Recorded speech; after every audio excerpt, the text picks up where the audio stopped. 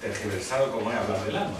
Ahora había una chica en la puerta mirando el cartel y pensaba, yo hemos sido atrevidos, ¿no? No hemos preguntado, hemos dicho, sí, tenemos alma. O sea, ya sabéis lo que pensamos en Acrópolis, que sí tenemos alma. Pero hay que reconocer que hay palabras que despiertan rápidamente todos los demonios, o todos los ángeles, dentro de uno. Entonces hay palabras que no son indiferentes. Si uno dice un vaso, pues no nos dice nada. Una maceta, pues tampoco nos dice mucho. Pero cuando lo utilizamos como alma, entonces se nos despiertan algunas cosas y viene nuestra propia historia personal a concurrir. Si tenemos una religión, de una idea religiosa, si no tenemos ninguna, de un cierto materialismo. Y ahí creo que estamos todos un poco en esa búsqueda de si tenemos alma y qué cosa es el alma. ¿Qué cosa es el alma? Yo os pediría un ejercicio de desprejuiciamiento. Un poquito un vaciarse, ¿no? Yo creo que es la cosa más maravillosa que podemos hacer. Olvidar por un momento lo que creemos saber, o lo que sabemos, y tratar de plantearnos las cosas desde una nueva perspectiva, un poco como si fuéramos niños. ¿Habéis visto los niños por qué aprenden? Aprenden porque simplemente no saben y dicen ¿por qué? ¿Y esto qué es? Y a veces nos agobian con sus preguntas. Nos preguntan y nos preguntan. Y a veces no sabemos ni qué contestarle. Pero tienen esa amplitud, tienen esa falta de prejuicios que les ayuda a enfrentar los temas importantes sin problemas, sin ideas preconcebidas. Y sin más preámbulos, vamos a dar paso a Jesús, que nos va a decir qué decía la religión. Pues sí, yo voy a hablar del alma según la religión. Para mí ha sido, creo que una oportunidad acercarte, porque en realidad son distintos puntos de vista o maneras de expresar, creo que, una inquietud humana. Y en la religión no encontramos esa inquietud humana. Hay una postura clara con respecto a la religión. Sí existe el alma, totalmente. Para la religión el alma es una creencia, no se plantea otra cosa. Pero precisamente, como en esta charla, yo quería plantear una pregunta. ¿Por qué existe el alma para la religión? Porque eso nos va a llevar a intentar indagar o intentar profundizar por qué para la religión es una creencia. Me voy a basar básicamente en las religiones que casi todos conocemos.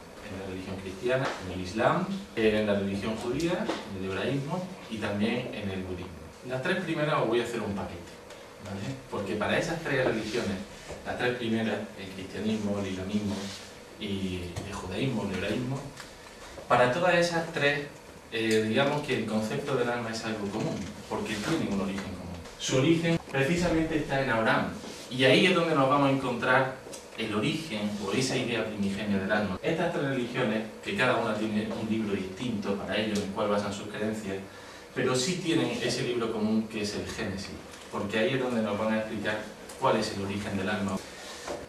Para la religión, o para estas tres religiones, la naturaleza tiene un sentido trascendente. Es decir, la naturaleza no surge fruto de la casualidad, sino que surge fruto de una voluntad divina. Esa voluntad divina es la que crea la naturaleza, la que crea el cosmos, la que crea también al hombre. Porque precisamente en el hebraísmo al alma le llaman ruaj, y ruaj quiere decir aliento, soplo, el aliento de Jehová, el aliento de Yahvé. En nuestra lengua latina, alma viene del latín anima, aquello que anima la vida, que a su vez viene del griego neuma, que lo utilizamos para los neumáticos, para la neumología, quiere decir aire, soplo, aliento ígneo, soplo de vida. Y ese soplo de vida es lo que, al cruzarse esas dos naturalezas en el ser humano, esa naturaleza material, ese barro del cual está hecho, y ese aliento de vida, ahí es donde surge el alma humana. Y ahí es donde nos van a plantear las religiones una encrucijada. Esa lucha o ese conflicto que existe dentro de todo hombre, que es entre la materia y el espíritu, el alma. Y en ese conflicto es donde todas nos van a plantear a ver por dónde te deja llevar, porque en función de eso, la vida se te va a plantear de una manera o de otra. Si el hombre se deja llevar por esa naturaleza material o esa naturaleza horizontal, es cuando el hombre de alguna manera se dispersa y olvida cuál es su origen. Porque todas las religiones lo que nos plantean, o al menos estas tres, es que el origen auténtico del ser humano no es lo material, sino que ese origen está en lo elevado, está en lo divino, o lo que se llama lo divino. Yo sé que esto es complicado, porque aquí dice o crees o no crees. Yo sé que aquí tendríamos que hablar cuál es la idea de Dios, cuál es la idea del hombre, cuál es la idea del alma, pero ellos tienen esa idea y esa creencia. Y si somos justos, más allá de los cuentos, de los textos, creo que detrás de todo eso tenemos que ver los símbolos que hay detrás de todo esto. Porque cada religión, en su esencia, o leéis sus textos, veréis que cada religión lo que quiere es darnos, a través de los símbolos, esa misma idea, de que existen esas dos naturalezas dentro del ser humano. Si nos vamos a las culturas mesoamericanas, digo yo, la azteca que tal cual nos cuenta que también al primer hombre, él se hundió en la tierra, recogió los huesos y con su fluido vital dio vida al ser humano. Entonces, en esa lucha, en ese conflicto donde se encuentra el ser humano, la capacidad del hombre de comprender, o esa llama, ese fuego, también es la capacidad de intuir que existe algo más detrás de todas las cosas, que existe una trascendencia detrás de la vida. Y eso es lo que las religiones creo que intentan transmitirnos, que hay algo mucho más allá, aparte de lo material, que existe un conflicto dentro del ser humano, y que el ser humano se tiene que dejar, de alguna manera, llevar por ese aliento divino que está en él para retornar hacia su origen. De hecho, ese es el significado de la palabra religión. Religión quiere decir religar, volver a unir al hombre con lo que es su esencia, de donde vive. Y aquí me meto en el terreno de la filosofía. O todos los fundadores de determinadas religiones, al cabo del tiempo, los que vienen después, han tenido que ir a beber de la filosofía para fundamentar la idea del alma, como fue el caso de Santo Tomás de Aquino, como fue todo el caso de los islámicos. Todos después tienen que volver a la filosofía para darle un sentido mayor a lo que es solamente una creencia y darle un fundamento racional. Lo de los dos caballos es curioso porque reproduce un poco el mito del carro alado del que nos hablaba Platón, que existen esas dos naturalezas en el ser humano. En el Islam, que otra de las que os quiero dar, viene a complementar un poco esa idea que tienen, la idea del cristianismo. No es tan divergente como creemos. En el budismo, curiosamente, dependiendo a qué autores nos vayamos, nos van a decir que en el budismo el alma no existe y que incluso son ateos. Fijaros qué curioso. Bueno, eso yo creo que son maneras de expresar. Creo que realmente hay una confusión, porque ese es el punto de vista occidental. Si realmente nos vamos a orientar, para ellos Dios es una evidencia. Por eso ni se habla de él. Está en todo. Por lo tanto, es algo que ni se cuestiona, ni se habla. Es el origen de todo lo que existe. Pero ellos, fijaros, más que hablar del alma, lo que nos van a hablar es de que en el hombre lo que existe es más una conciencia que evoluciona. Porque aquí el budismo aporta algo nuevo dentro de las religiones que nosotros conocemos culturalmente. Porque ellos creen en la reencarnación. La reencarnación es ese continuo fluir de la conciencia que a través de las vidas va cada vez recordando cuál es su origen hasta que se funde en el todo. De todas esas escuelas budistas, todas reproducen en la misma esencia. Os he traído esta imagen porque es como un bucle infinito, es como una ciclicidad, que es lo que ellos cuentan en esa rueda samsara, en esa rueda del karma, o en esa rueda de las reencarnaciones, hasta que el hombre se funde con ese todo y llega a ese estado de conciencia que ellos llamaban el nirvana. No es un cielo lo que plantea el budismo, sino lo que plantea un estado de conciencia, precisamente. Las religiones lo que intentan transmitirnos es un punto de vista. Y nos hablan sobre todo a través de símbolos, que creo que precisamente ese es el reto que también plantean al ser humano, que escarben detrás de los símbolos, que no se queden con la letra muerta. La letra, al pie de la letra, lo único que trae es dogmatismo y fanatismo, y eso es lo que realmente trae conflicto. Si nosotros estudiamos las religiones en sus símbolos, si estudiamos las religiones en el mensaje que hay detrás de todo eso, probablemente nos encontraremos con realidades mucho más similares de lo que nosotros nos creemos. Incluso veremos que entre las religiones no hay conflicto. Entre religiones lo que hay es un lenguaje parecido, pero con planteamientos distintos. Os he querido traer esta imagen porque a veces ese es el problema del ser humano. Que nosotros nos centramos en la sombra y un cilindro se puede ver, depende del foco, como un cuadrado o como un círculo. Y ese precisamente es nuestro problema o nuestra virtud. Realmente podamos ver las cosas en su completura y hacer una idea real de algo que lleva preocupando al ser humano desde que el hombre es hombre. ¿Sí? Porque no es algo nuevo, no es algo nada nuevo, hablar del alma. Todos tenemos esa inquietud, o por lo menos percibimos que existe algo más. La religión simplemente expresa en un lenguaje en el que sabe esa realidad. Recordad que el alma en esa idea sintética es la lucha entre dos naturalezas que existen en el hombre, una naturaleza material y una naturaleza divina. La elección del hombre es por cuál de las dos se deja llevar. A la hora de enfrentar un tema como la ciencia, a la hora de enfrentar una idea en torno al alma, no hay una posición única, evidentemente. Y uno parte de unos a priori, uno parte de unos conceptos que tiene antes de meterse. La religión no tiene que justificarse, la ciencia lo tiene que intentar por lo menos.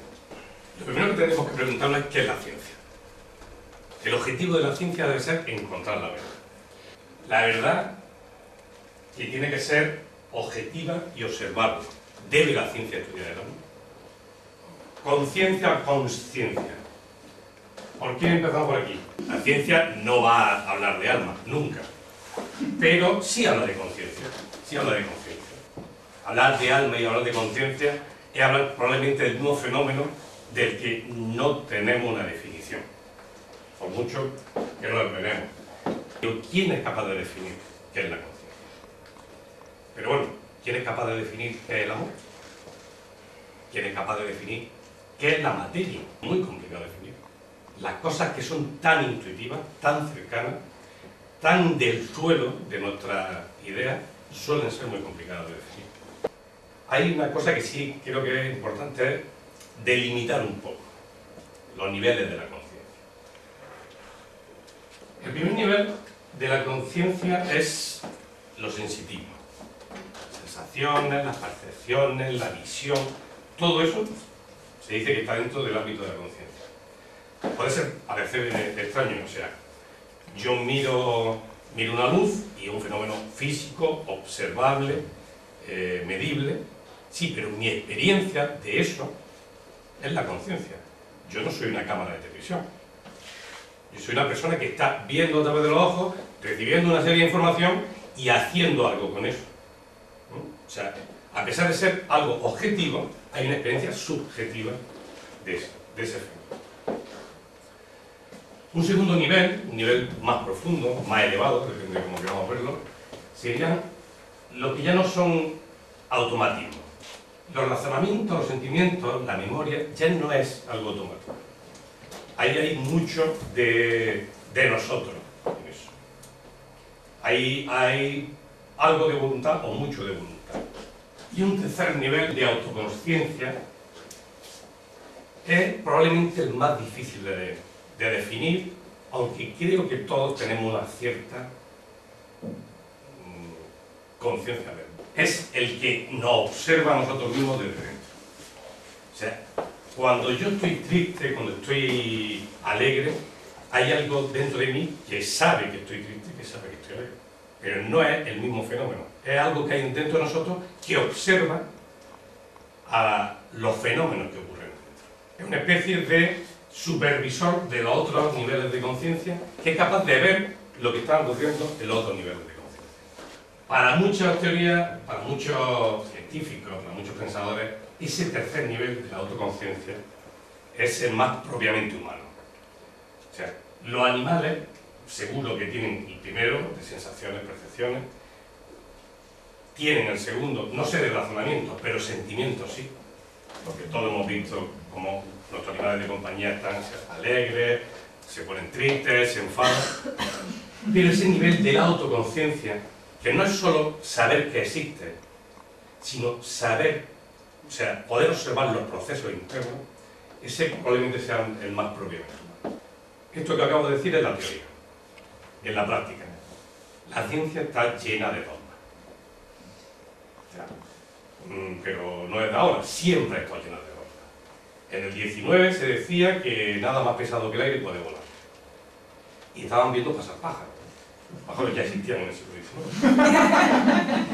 Estaban empeñados en que no podía volar nada más pesado que el aire. Y eso fue un dogma hasta que alguien fabricó un avión. O sea, el cerebro no es que hay unas cosas que en el cerebro que hacen una neurona que hace una cosa, otra neurona que hace otra, sino que la conciencia es holográfica, la conciencia es total. O sea, la conciencia en realidad surge del encuentro de dos realidades que tienen naturaleza distinta, y es la conciencia el resultado de cuando se encuentran esas dos realidades. Los fenómenos mentales, sobre todo los de la naturaleza superior, no son simulables por un ordenador. O sea, un ordenador en todo caso podrá parecer que es inteligente, pero no está siendo. ¿Sí? O sea, no es lo mismo que un programa de ordenador juegue al ajedrez que un programa de ordenador escriba el Quijote. No es lo mismo, para nada. Otra vez sería, la conciencia existe en el universo desde siempre. Y ahora, desde siempre es desde siempre. No se creó ni se destruirá. La conciencia es permanente. A mí me toca el alma de la filosofía. A mí me ha tocado bailar con la más guapa. Y yo no voy a hacer nada original, me voy a ceñir a Platón. Es que a Platón hay que estudiarlo. Nadie ha dicho más que él, lo digo con sinceridad. O sea, todos los que han escrito algo sobre filosofía han tenido que leer a Platón. Pero Platón es un tío muy listo. No se pringó para nada. No se pringó para nada. Él sabía que si las cosas se escriben, luego se interpretan como cada uno le da la gana. ¿Y entonces qué hace? Escribe todas sus teorías en forma de diálogo. Y él no aparece nunca. ¿Me habéis dado cuenta? No, ninguno dice Platón dice, no. Él está aparte. Él va contando cosas. Él es un verdadero filósofo porque nos va sugiriendo cosas, nos va dejando entender. Y hace una cosa maravillosa que es poner no un tomaco de gordo y dice vamos a definir el alma, tacatá, tacatá, tacatá, tacatá, eso lo aburre a cualquiera. No, hace un diálogo donde uno piensa una cosa, donde otro piensa la otra, y luego tú te quedas con el perfume de que tienes que encontrar tu idea por ti mismo. Esa es la verdadera filosofía. Entonces las obras de Platón son complejas, porque ¿qué dijo Platón? Es que hay que leerse todo Platón para saber lo que dijo. No creáis que lo hizo porque no podría haber hecho lo contrario, lo hizo por pedagogía, porque sabía que si él escribía todo lo que sabía, y sospechamos que sabía mucho más de lo que escribió. Pero claro, el verdadero saber no es comunicable, la experiencia interna no es comunicable. Él sabiendo que todo al final se dogmatiza, se malinterpreta, lo deja totalmente abierto, con lo cual nos da a todos los que nos acercamos a conversar con él la posibilidad de encontrar nuestras propias claves. Por eso casi que me voy a ceñir a Platón. Pero cuando digo que me ceño a Platón es que podríamos coger toda la filosofía más o menos idealista y básicamente diría lo mismo con nombres diferentes, haciendo hincapié en una cosa, en otra. Básicamente la idea sería la misma. Y bueno, también os digo que lo que vamos a ver aquí es un poco una síntesis, resumen brevísimo de nuestro curso de filosofía, que es donde esto se toca con detenimiento y con profundidad. El alma de Platón. Bueno, ¿qué dice Platón? Vamos a intentar ubicarnos. ¿Qué es el ser humano? ¿Qué es el hombre? Pues el hombre es un espíritu, un cuerpo, y si no hubiera algo más, pues nunca se habrían encontrado. Estarían los espíritus por arriba, los cuerpos por abajo, y no habría nada más. Con un alma. A mí me encantan los dibujos geométricos, estas geometrizaciones, porque creo que nos sirven no como a los niños para forzar la mente, sino creo que se pueden abrir profundamente y es como una puerta, ¿no? Las geometrizaciones, los esquemas geométricos son como una puerta que si la miramos bien nos puede abrir hacia otra dimensión. Entonces, si dijéramos, a un niño se le dice dibuja un hombre, seguramente haría lo que hacen todos los niños, ¿no? Un redondelito, un palito, otros palitos, tal y cual. Pues yo dibujo un hombre, yo haría eso. ¿Qué somos? Somos espíritu, somos cuerpo y somos alma. Yo sé que generalmente tenemos identificado el espíritu con el alma, pero no es igual. No es la misma cosa. No vamos a hablar del espíritu porque como está así por encima, por arriba, aunque somos nosotros, no vamos a hablar del cuerpo porque está claro, ¿no? Ya nos lo ha definido la ciencia y sabemos lo que pesa algunas veces, los caprichos que tiene, entonces lo sabemos muy bien. Vamos a centrarnos en lo que los griegos llamaban psique y Platón llamaba psique y que nosotros traducimos por alma, ¿sí? Que es un resultado del impacto entre el espíritu y el cuerpo. O sea, de alguna manera, el ser humano, el hombre, es una especie de resultado de un impacto, ¿no? Somos una especie de mezcla de cosas. Y yo creo que eso se nota, porque cuando nos preguntamos ¿y quién soy yo? ¿Y qué hago aquí? y nos vemos a veces tan impotentes para responder a esas cosas, seguramente tenía razón cuando decimos somos un resultado de algo, ¿no? Pero ese resultado no es azaroso, sino que esa alma, o esa psique, ya existía. ¿Veis cómo empiezan los cuentos?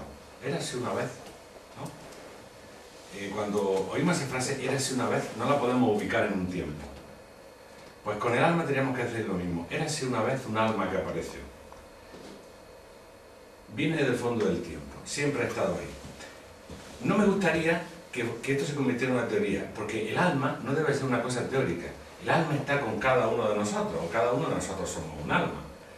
No miráis esto como unas simples teorías que nos acercan a unos conceptos. Yo, este que está sentado aquí ya medio cansado a las tantas, esa es la persona importante.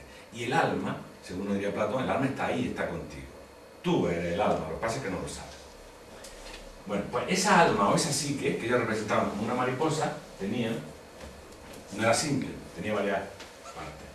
Primero tenía, fijaros que bien hecho, bien pensado está esto. No me lo he inventado yo este diagrama, este diagrama viene de la escuela pitagórica.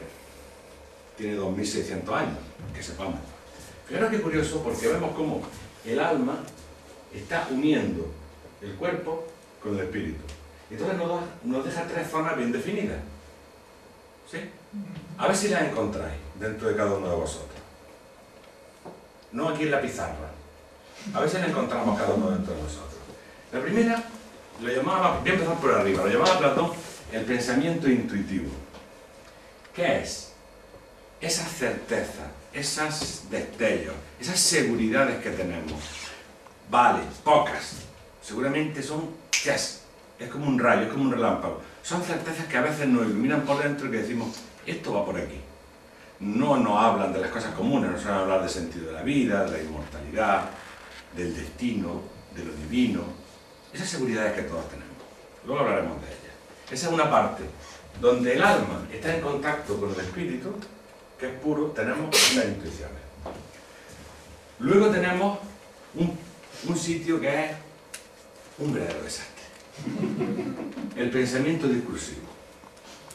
El pensamiento discursivo es una cosa que a veces está aquí, que a veces está allí, que le encanta dar vueltas sobre sí mismo, ¿no? Que tiene dudas, que argumenta y ve las cosas de una manera hoy y dentro de media hora las ve de otra manera y no sabe si la intuición que tuvo es verdad, si el sentimiento que tiene es ese mundo, ¿no? Ese mundo conflictivo, ese mundo mental que los griegos llamaban el timos. Hay una glándula que está por aquí, por el esternón, detrás del esternón, que es el timo. No el timo de la estampita. El timo, que tiene mucho que ver con la defensa y con el crecimiento. Curioso, hay unas relaciones esotéricas muy importantes.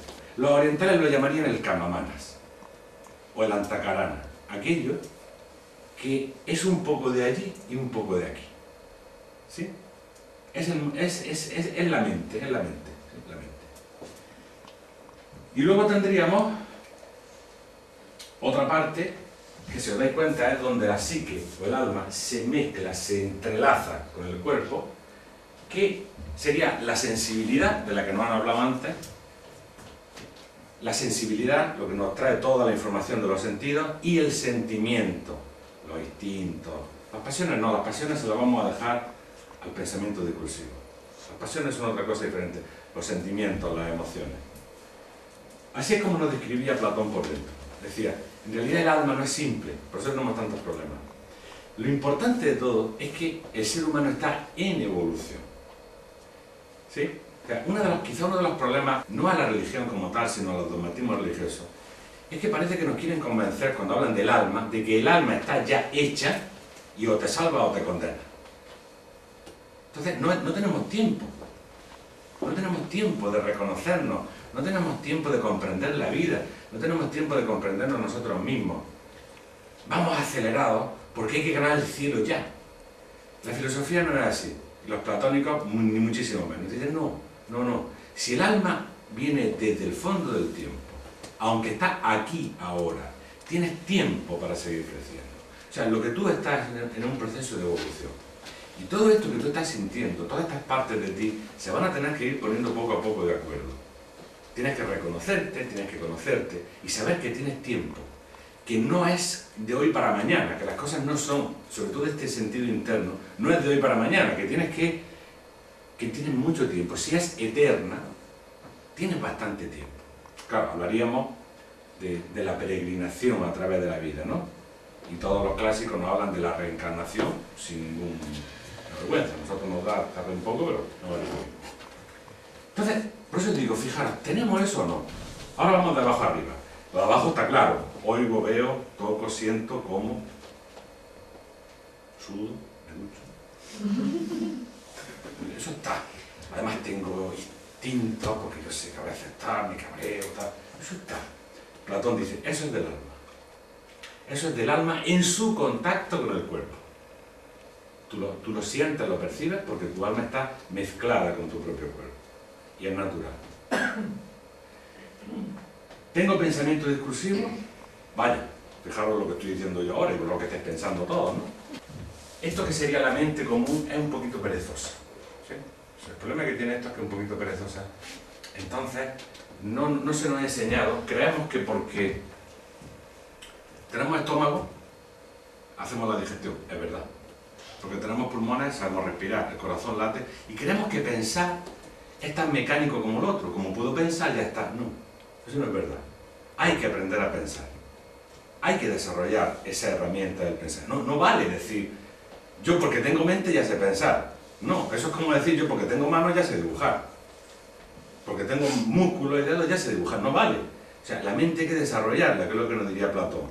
La mente del alma tiene que ser desarrollada. No todo el mundo sabe pensar. Entonces la mente es perezosa. ¿Y qué pasa por ser perezosa? Porque en lugar de pensar y reflexionar, es muy fácil, se pone la idea de moda, ¿no? Igual que nos vestimos a la moda, entonces yo me pongo la idea de moda. Que la mayoría dice sí, pues yo también. Que la mayoría dice no, pues yo también. Y así yo estoy más tranquilo, no me preocupo, nadie me complica la vida, no pasa nada. Hombre, puedo poner un rasgo de distinción, me pongo un piercing aquí, ¿no? Me pongo un piercing aquí, que no estoy en contra de los piercing, y eso me distingue.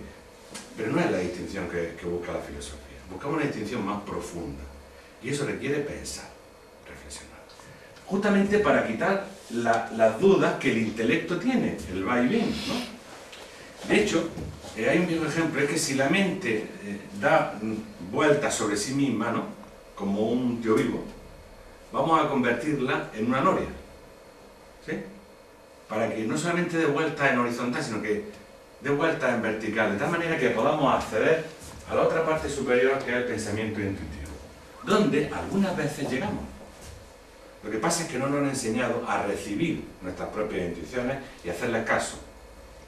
Esas son cosas raras. Pero todos tenemos intuiciones y si las siguiéramos, si le siguiéramos la pista, seguramente nos llevarían a elementos mucho más profundos. Platón y todos los filósofos básicamente nos hablan de un alma que existe con esas características. Si seguimos, Platón nos decía que lo característico de esa parte baja, la más baja que tenemos, está en relación con los sentidos. ¿Cómo controlarla? Porque lo que tenemos que hacer es controlarla con la templanza. Yo sé que esto parece así como una cosa religiosa. Las palabras, en realidad, el cristianismo se las copió al platonismo. No el platonismo al cristianismo. Es decir, cuando se habla de la templanza, por ejemplo, en el cristianismo, prudencia, justicia, fortaleza y templanza, en realidad, como no tenían más que el libro para hacer su filosofía, los van recogiendo, se las cogen al platonismo y le dan su propio sello. Pero la templanza es simplemente ser mesurado. ¿Que no hay que comer? Claro que hay que comer. ¿Que no hay que dormir? Claro que hay que dormir, pero con mesura. No hay que comer más de lo necesario, ni dormir más de lo necesario. Eso es lo que nos diría Platón. Esa es la templanza. No hay que atacar nuestra parte sensitiva, hay que educarla, que es distinto. Para el pensamiento discursivo, que es el que se mueve arriba y abajo, nos daba otra virtud, el valor. Hoy nos han hablado de valor. Yo creo que nos hace falta mucho valor para conocernos a nosotros mismos y para tomar conciencia de quiénes somos realmente. Entonces, el valor es el que tiene que controlar nuestra mente, y ya sabéis que tira para abajo, que tira para arriba, que es bastante egocéntrica, que le gusta mucho recrearse en sus propias ideas, y que le es más fácil, por evolución, caer hacia abajo que elevarse hacia los elementos intuitivos. Así nos encontramos, en muchos casos, justificando nuestros malos sentimientos. Porque una cosa es tener malos sentimientos, que vienen, otra cosa es justificarlos. Entonces, esa es lo que diría Platón, una caída de la mente, ¿no? Entonces, la mente, el valor consistiría realmente en ponerle la dirección adecuada. Y para el pensamiento intuitivo tendríamos la virtud de la sabiduría. No he puesto prudencia, que es la que se suele utilizar, porque para nosotros prudencia está cargado de un contenido que no es el platónico. La prudencia de los platónicos, de los pitagóricos, es el equivalente de sabiduría. Entonces la sabiduría sería la cualidad fundamental del pensamiento intuitivo. ¿Y de cómo viene la sabiduría? Viene por la reminiscencia, no diría Platón. Es decir, ese conjunto del alma, que somos nosotros mismos, a ver, él nos diría, ¿tú quién eres? Yo soy fulanito de copa. Bien. Lo que tú eres ahora es una pequeña actualización de lo que tú eres en potencia, pero ya todo está dentro de ti. No tienes que buscar nada afuera, ya está dentro de ti. Tu alma tiene todas las cualidades, tiene todas las características, tiene todos los poderes. Pero como estás en la vida y estás en evolución, tienes que darte tiempo y trabajar sobre ti mismo para reconocerte y para encontrar la verdadera sabiduría. Que no viene de fuera, sino que viene de una palabra que a mí me parece preciosa, de la reminiscencia.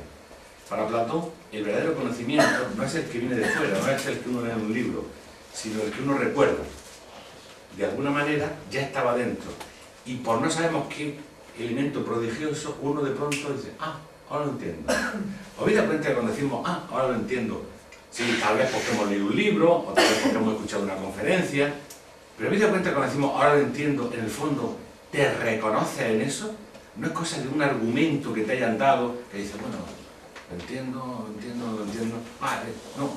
Cuando hay algo que es de verdad, que es profundo, y lo reconoces porque lo hablas, porque te lo cuentas, tú dices, caramba, qué común me es esto, qué familiar, siempre estuvo aquí.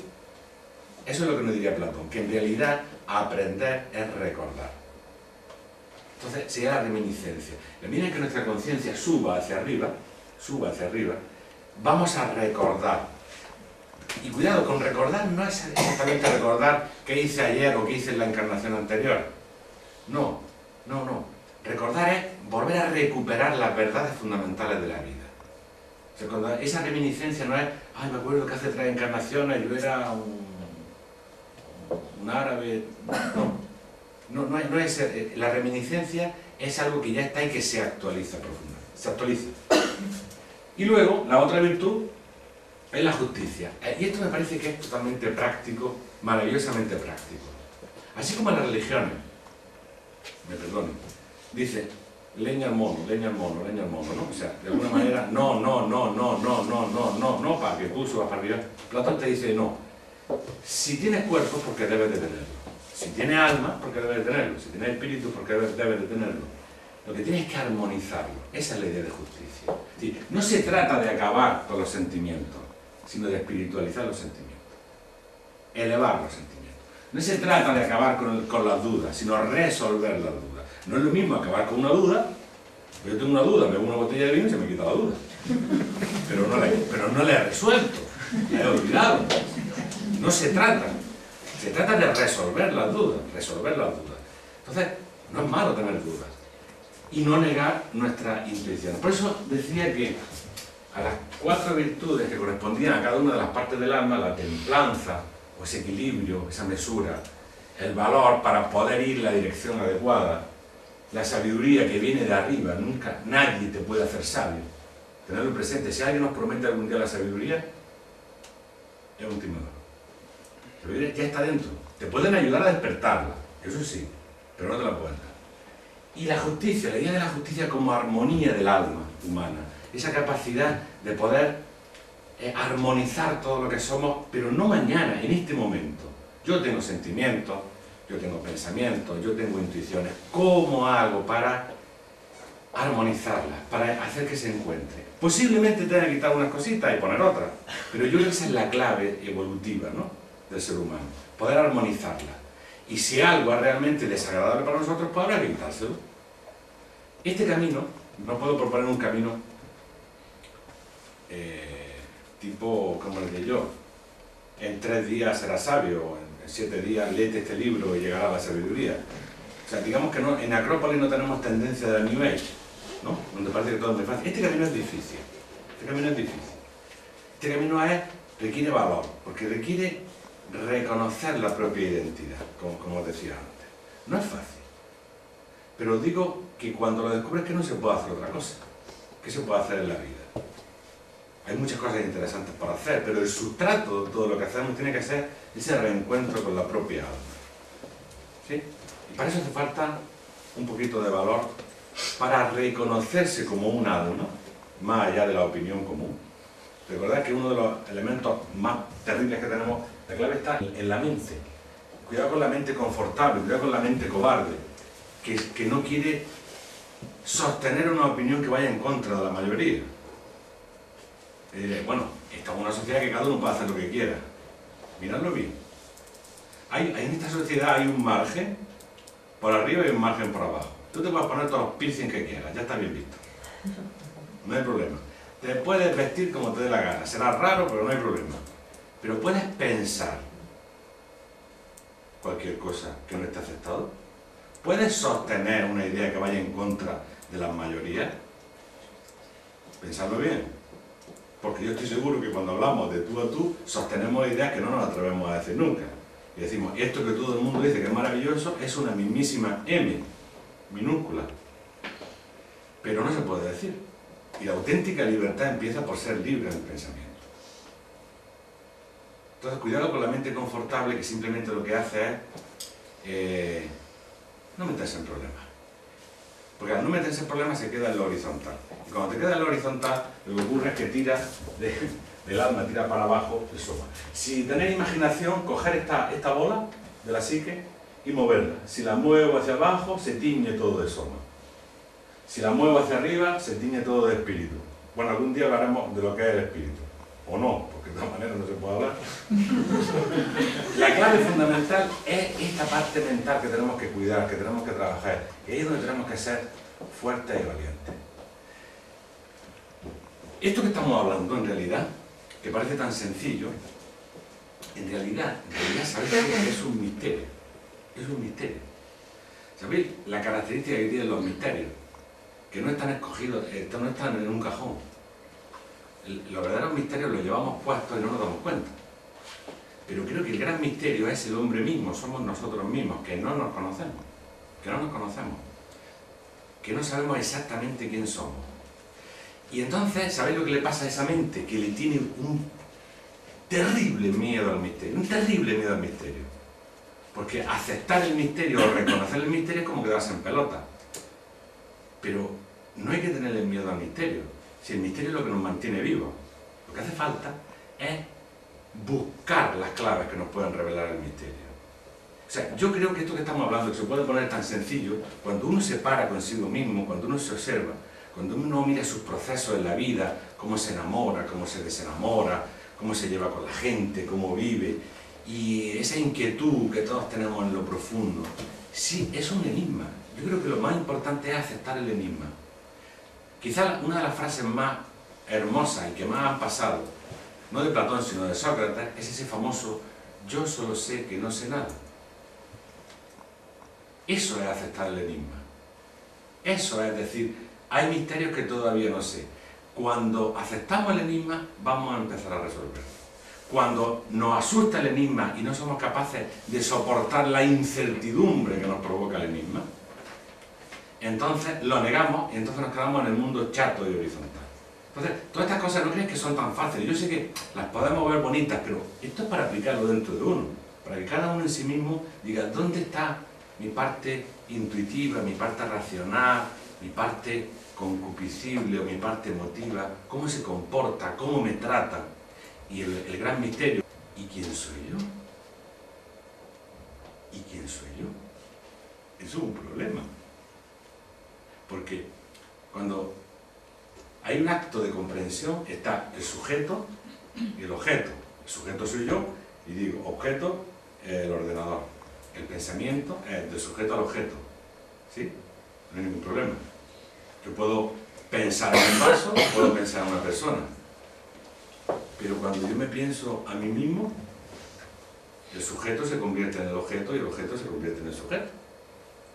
Y ahí nos entra el vértigo. Pensadlo bien y veréis que es muy interesante. Entonces, más que tener claves, lo que hace falta es ser conscientes del misterio que está en nosotros. Porque todavía no lo hemos resuelto, pero lo vamos a resolver, por lo que os decía. Porque una de las características fundamentales que le da Platón al alma es el movimiento. El alma es automoviente. No, eso no es verdad. A ver, que me diga alguien si es capaz de parar la mente. Una décima de segundo. Sí, como no tengo un estacazo en la cabeza. ¿Verdad? Parar la mente, intentar parar la mente. No, el alma es el movimiento, pero ese movimiento tenemos que darle orientación, porque es un movimiento evolutivo. Creo que Platón, que como decía, muy inteligente, explicaba las cosas para que cada uno quedara abierta, y nos decía, el alma es como un carro alado. Un carro alado que tiene una auriga, que es el alma intuitiva, quitar la idea del alma racional, porque para nosotros la razón no es el concepto que tenían los griegos, el logos de los griegos no es la razón, para nosotros la razón es la horizontal, el alma intuitiva, que tiene dos caballos, uno negro y otro blanco, uno dócil, que quiere subir al cielo, y uno negro que le interesa estar abajo. Uno sería el caballo negro y broncoso y tal, sería la parte del alma sensible, sensitiva, emotiva, y el otro sería el caballo blanco, bueno y obediente y disciplinado, sería el alma que ellos llaman irascible, pero que en realidad es el alma racional propiamente dicha. Es el alma, es la lógica. ¿Y qué problema tenemos? ¿Cuál es el problema moral que tenemos? Pues que no podemos matar al caballo negro. Nadie ha dicho que haya que matar al caballo negro. Necesitamos los dos caballos para funcionar. El carro tiene que ir al cielo, porque es misterioso. Fijaros que le pone un carro alado, ¿no? Son unos caballos que tienen un carro alado. Qué cosa más sugerente, ¿no? Entonces, tenemos que armonizar. Hay que educar a nuestras emociones, hay que educar a nuestros instintos, hay que tener paciencia con ellos. Si tenemos una finalidad y si tenemos un objetivo, eso se puede lograr, eso se puede conseguir. La filosofía, nosotros en Acrópolis no hemos inventado nada. Simplemente hemos recogido la idea filosófica que ha venido desde el fondo del tiempo, que es esto que estamos haciendo aquí. No exactamente elaborar conceptos, sino ser conscientes del misterio y encontrar las claves para resolverlo. En el fondo sería eso. Pero para eso hay que ser consciente de que hay un misterio que no tengo resuelto. Y la filosofía nos va a ayudar, os la recomiendo porque llevo toda la vida haciéndolo y creo que es una de las cosas más hermosas que se puede.